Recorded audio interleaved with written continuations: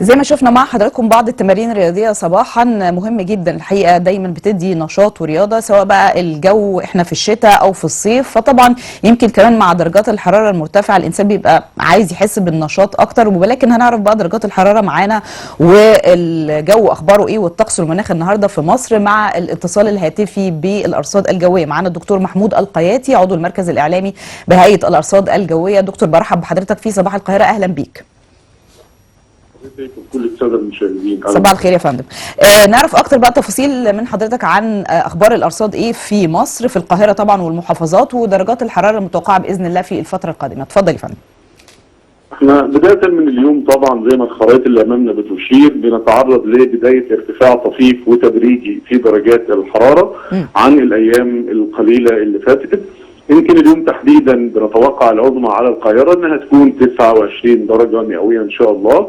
ده بالنسبه للقاهره الكبرى، بتوصل ل 33 و34 درجه على محافظات جنوب الصعيد. كويس. خلال ساعات الليل بتكون درجات الحراره الصغرى على القاهره في حدود ال 17 درجه مئويه.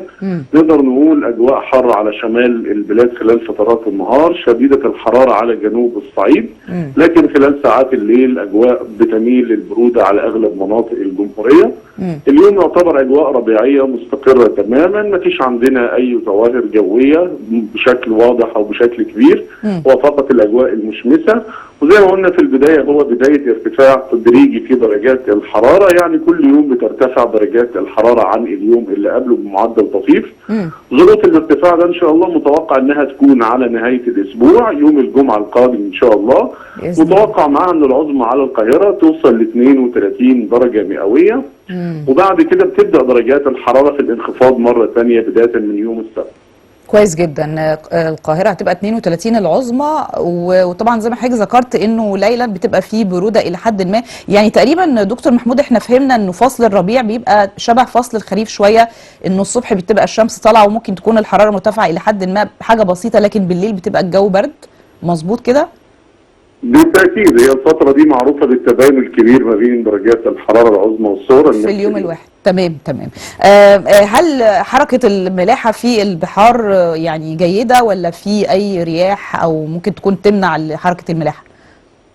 يعني خلال الايام الحاليه في استقرار في حركه الملاحه البحريه على البحرين الاحمر والمتوسط. ارتفاعات الامواج لا تتجاوز ال 2 متر، لكن ربما على نهايه الاسبوع مع ارتفاعات درجات الحراره ثم انخفاضها يكون في نشاط للرياح على البحر المتوسط قد يؤدي الى اضطراب في حركه الملاحه البحريه.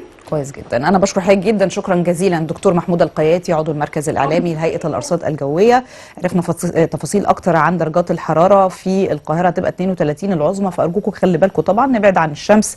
درجات الحراره المرتفعه زي ما كده شفنا بعض التمارين الرياضيه صباحا مهمه جدا. شرب الميه كتير مهم جدا سواء في الشتاء او في الصيف، وخاصه طبعا في الصيف لدرجات الحراره المرتفعه. الناس المريضه الضغط والسكر تخلي بالها جدا من الادويه بتاعتها، الامراض المزمنه. درجات الحراره المرتفعه بتبقى فيها مشاكل شويه، التعرض للشمس بيحصل هبوط لناس كتير جدا، فخلونا نهتم اكتر بطريقه التغذيه، شرب الميه، السوائل الكتير، العصائر الفريش، ده